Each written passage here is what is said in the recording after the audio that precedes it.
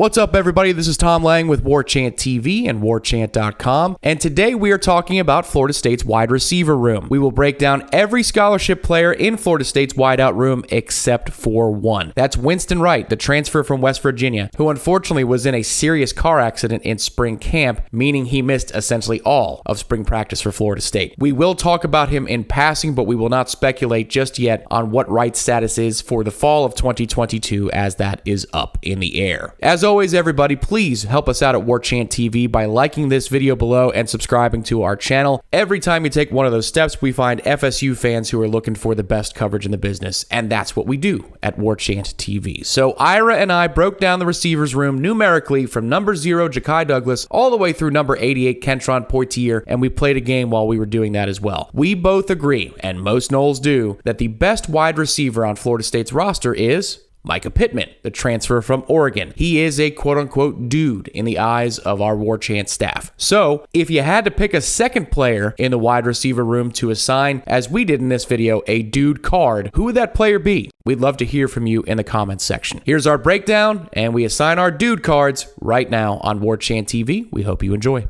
Jakai Douglas was a running back receiver, now full-time wide receiver for FSU, 5'9", 193.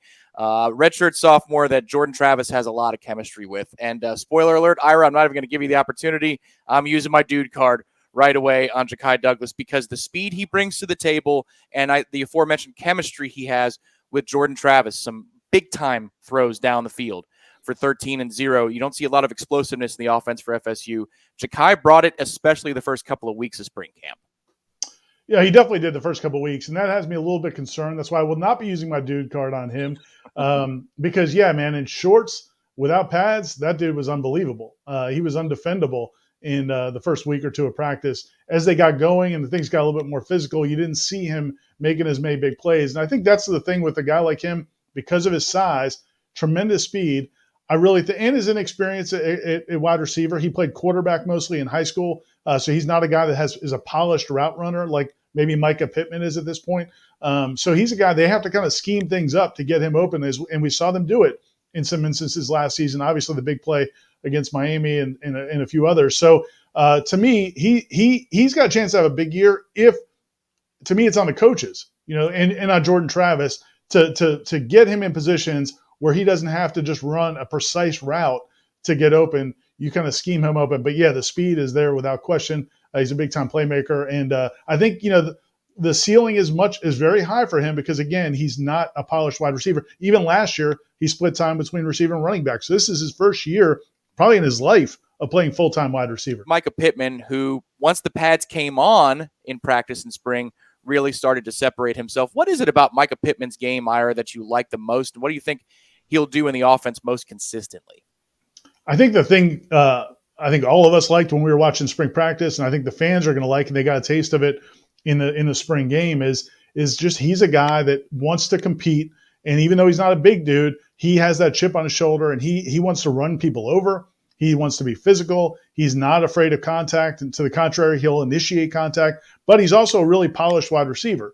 His dad played in the NFL for a long time and was a running back, but also caught a ton of passes. His brother's a big-time wide receiver in the NFL. He knows how to run routes. He knows how to use his body. He's got really good ball skills when the ball's in the air. He's really got everything you'd want in a receiver except height. He just doesn't have great height. But compared to what they have at wide receiver, there's no doubt he is that dude, and I agree with you 100% on that. Yeah, he plays much bigger than the 5'11", 201 frame. You're correct to point out the body control, too. He creates depth and windows for the quarterback by using his body to shield off, and he understands leverage, all those types of things. And you saw the compete level. There's number 5, Deuce Spann from Illinois. I'll start with this one, 6'4", 200. You can't teach that size and the straight-ahead speed, but the polish, it's not there yet. He's a bit of a project. But you take chances on guys like this, especially he's got 3 years of eligibility remaining. Anything you saw that stood out, or is that an accurate assessment in your eyes, Ira, of what Deuce Spann is? Yeah, I agree with you 100%. I mean, it's tantalizing. You see why they signed him, and I think there's really good potential down the road if he really develops as a wide receiver. But it's hard to imagine, other than just running straight and trying to run by people. At this point, I don't know how much you could expect from him this fall. Yeah, next up, where's the time gone? Keyshawn Helton, a redshirt senior out of Pensacola, West Florida, a late addition to the recruiting class for Willie Taggart way back when he signed at FSU. He's been through injuries. He's been through coaching changes, offensive coordinator changes left and right. How much is left in the tank in your mind for Keyshawn Helton, Ira? I was a little bit disappointed last year from what they got out of Keyshawn. I think, he had that drop pass in the Jacksonville State game, which, everybody's going to have a drop pass, but it didn't seem like he rebounded well from that.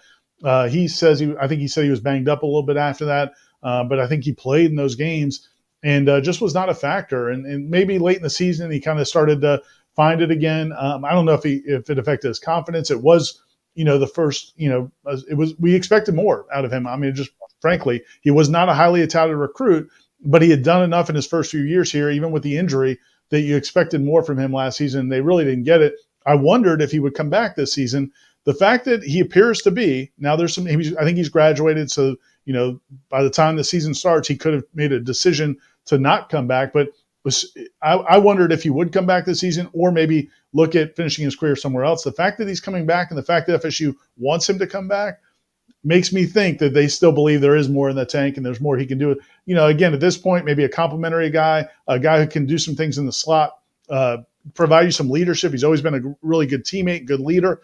It would be great to see him finish his career strong because last year I'm sure it wasn't what he hoped, and I don't think it was what the team hoped. Every once in a while, you see a flash of that explosiveness that he had before the injury. It's just a matter of finding that more consistently. Next up, and maybe this is one of the first candidates for the card, if I was going to pull the card, it's Malik McCloud, true sophomore out of Daphne, Alabama. Malik had a couple of bright, shining moments as the season was winding down last year for FSU in the offense. One of the catches in Boston College, a touchdown catch that showed the ability that's there. I would call him average to maybe above average against expectations in spring camp. There were days where you noticed Malik McCloud. There were days where you didn't, Tyra. What do you think about where he is?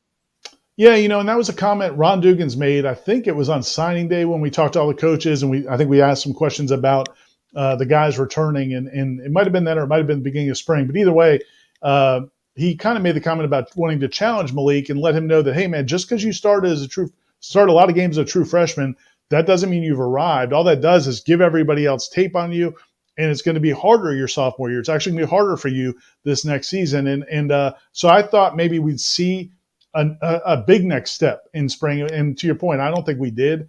It was kind of, there were times where you just didn't notice him. He wasn't making a lot of plays. The talent is there, no question. He's got great measurables, and I think he could be a really key factor. If he has a huge offseason, the big-time summer, I think that would be big for this team. But based on what we saw in the spring, can't use my dude card on him right now. I think he started a bunch of games. I think he'll probably start a bunch of games again this season. Yep. I think we need to see more than we saw this spring, right? Yeah, 6'4", 201. The measurables they play, it looks the part on the football field, and there are times. But the consistency is what would make him a separator and somebody you'd look to in a 3rd and 6 or a 3rd and 7. Right now, he just doesn't seem like that guy, but it's in him. And again, we're judging a lot of players, Ira, early on in their career because FSU is desperate to fill a need. But somebody who is a little bit taller than Malik McCloud is Johnny Wilson, and that's 6'7", 235 out of Arizona State. He was a 4-star recruit, and he looks like nobody else has looked at Florida State on this roster in quite some time at the receiver position. There was some ups and downs during spring camp. The potential is certainly there. There was a big drop in the spring game, which is what most fans get to see. We saw some good days from Johnny Wilson as well. What do you think overall about where he is and what he could be in the fall? I wish I had the visual aid of my dude card, because I'm going to give it to Johnny Wilson. All right. And that's why I wanted to know if I can revoke it, because if we have a 2 or 3 drop game, I might need to take it back. I'll have Jeff Cameron go down to the field and take it back from him. Of course he would. He'd be all too happy to do so. Just not as bullish on Johnny Wilson as I am, and maybe you are. But yeah, man, and again, it might sound contradictory because the last player we just talked about lack of consistency with Malik McCloud, and Johnny Wilson has been inconsistent times. But Johnny Wilson's measurables, the fact that he has that size, he knows how to use it. He could go up and make contested catches. He can post up guys because he's so massive at wide receiver, got a huge catch radius. And I think he's going to fix some of those the inconsistency things. I mean, he just had too many drop passes, but it's not like he can't catch the football. We've seen him make good catches. I think it's a lack of focus or some sort of – I think it's a mental thing, just like somebody who has good free throw form but doesn't hit the free throws. That makes you feel like, okay, it's there. You just need to hone it. And so I think he's got potential to be a big time player. He's got as much potential or more potential than anybody on that roster at that position. So I'm going to go with him and hope that over these next few months he licks that catching problem. I think that's a good point too. There's a difference between potentials. Like, for example, Deuce Spann has athletic potential, and Johnny Wilson has receiver potential. Those are the two differences. Darian Williamson, briefly, a depth player for FSU, number 21 in your program, 6'3", 200. There were times he stood out, but he'll just be one of those depth guys in the rotation. Agree? Yeah, I mean, you've seen flashes, so you hope for more, but he just hasn't done it consistently yet. Yep. Pokey Wilson, number 80, again, just like Keyshawn Helton. Where's the time gone? Although it feels like Pokey Wilson's career has gone 2 years longer than Keyshawn Helton's. But there are times where Pokey stood out. I remember a slot win that he had over Kevin Noles in spring camp that day, one of those days for the offense. They didn't have very many. But Pokey as a 3 or a 4 in the rotation is probably a better proposition than him as your number 1 receiver, right, Ira? This is good depth now at 6 foot, 171 pounds for Pokey. Yeah, and you don't want to make that sound insulting because I think he's a solid starting wide receiver in the ACC. He's a quality player. He's not necessarily a guy, who teams are going to have to scheme against or you're going to build your offense around. But he's a good, solid college wide receiver, and he's got a ton of experience. And having a receiver who's dependable, you know where they're going to be, can catch the ball consistently, and has above average athletic ability. He's a nice weapon to have. So yeah, to your point, if he's your second or third guy, you feel a lot better than when he's your lead guy. Here's a guy who's coming off the bus, and you say, whoa, what is that guy all about? That's Josh Burrell, who did retain his redshirt status. Malik McCloud did not. He's a true sophomore. Burrell is a redshirt freshman, 6'2", 217. I feel like that 217 is kind of light. He looks a lot bigger and wider than 217, but it feels like he's kind of a tweener, Ira, more of a possession-looking receiver, but just haven't seen him win a lot of those physical matchups. 81 looks the part, and you've got time. He's got still 4 full years of eligibility, but probably more of a project at this point. Yeah, I mean, big, strong guy. It's really unfortunate that he missed all of last season. He's on the roster last year as a freshman, but he got hurt in preseason camp, so didn't get any development as a true freshman. So he's basically a true freshman right now, and he was not a guy that was real polished coming in. And he's not super dynamic athletically. Like you say, he's a big, stocky dude. So I just think it's going to take time for him. I know some people are done. They've already decided they're moving on. Josh Burrell can't play at Florida State. I don't think it's fair to say that. He hasn't any time to do anything yet because he was hurt all last year. But he is going to have to be much more refined and improve that quickness to be a factor. And finally, this is an intriguing one. This guy could be something, and he shows flashes, but it's usually with like the twos. Kendric Poitier. 6'3", 209. He and Tate Rodemaker really are on the same page. Whatever the page is, however you define it for a quarterback-receiver relationship, Poitier and Rodemaker are on that page. You saw some awesome back shoulder stuff. Actually, one time in the spring game, it showed out as well, things that we saw consistently in practice. Could it be that Kentron is the X factor in the receiver core heading into fall camp? You'd love to see it because he does have some rare qualities about him. He does have good height. He has very good body control on those back shoulder throws. He's got good high hand coordination. I mean, there are a lot of things you like about him. But there was one play that really encouraged me in the spring where I think it was Tate again, hit him on kind of a post where I thought he was going to run a back shoulder, but he kind of ran a post and actually caught it in stride and made a big play down the field. You just never see him do that. He's another guy that played basketball in high school. If he had played football his whole life, he probably would have been a 4-star kind of receiver coming out of high school because he's athletic and he's got good size. But he just didn't play. He was a basketball player, didn't play a lot of football, is not real polished. And, again, a project that I think can help, but it hasn't clicked for him to be a guy that can help you in different ways yet. So in sum, with the receiver group, there is one bona fide dude, and then there's a guy that we might revoke a card from or give it back to, week in and week out based upon what the situations hold. I guess, Ira, you'd already alluded to it, and I won't hold you to it for the written piece, and we'll put that link underneath this video on Warchant TV. What would you grade this group? And for those that are not familiar with it, the grades we're giving to each position group in the offseason are relative to the ACC, not relative to Power 5. Don't even think about Alabama or Georgia. Just think relative to the ACC. What letter grade would you give the receiver group heading into the fall camp? Now, there's no transfer portal action yet, so based on what we know only. Yeah, I mean, I could go differently but probably a C-, I think. I don't know if you think that's fair or not. They're not certainly not above average. If Winston Wright had been healthy, I think, maybe it's a C plus to a B, because you'd have Winston Wright, Mycah Pittman, and then on Pokey Wilson and that cast of characters. I think that's a solid receiving core. But right now, I'd probably say about a C minus. What about you? That's funny. I was thinking C minus the whole way, and this could be laughable by the end of the season because they could blow that out of the water if these pieces come together. Because you see that there are different players and body types that fit all the roles you need in a receiver core, but there's just not proven, and the consistency wasn't there in spring outside of Pittman, so it's tough to predict anything other than a average to below average unit. Also, I think it plays into it, Ira, that this offense isn't built pass first. If it was, then maybe you'd rate them a little bit differently, but the offense splits, we would still think it's going to be run first this year. Wouldn't you agree?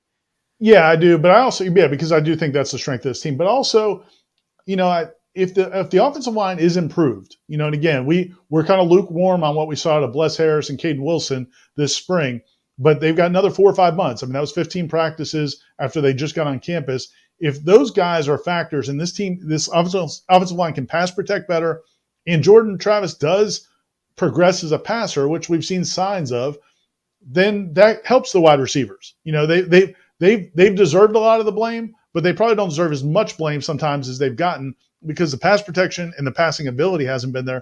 If those come along, it could help those guys. It all works together, and I think that could maybe also help elevate them to maybe a group where you feel like, okay, that's a quality wide receiver group. But going into where we're at right now, I'd say it's below average still.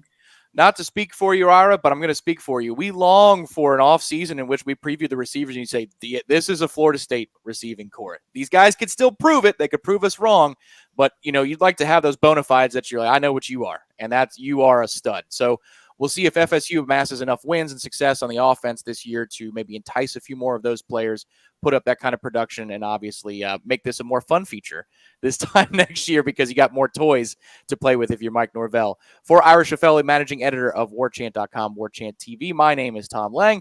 Thank you so much for tuning into this deep dive on the receivers, and stay tuned to this channel for more. Subscribe to it because we'll have position previews throughout the month.